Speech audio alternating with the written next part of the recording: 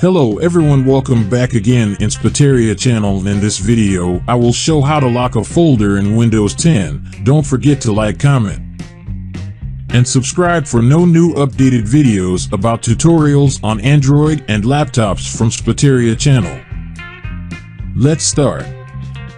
Open browser on your laptop or computer. Type folder lock in your browser. Download folder lock. Download for Windows. Open Explorer and search location for folder lock. Click right and click open or run as administrator.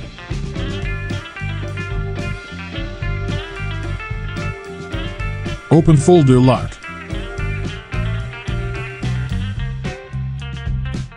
Setting your folder lock password, type again and click OK.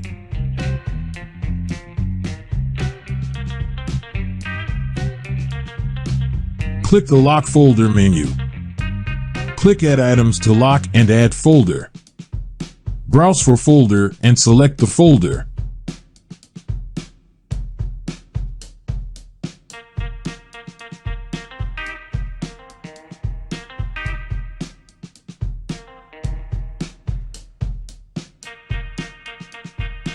Let's check if folder lock can hide your folder.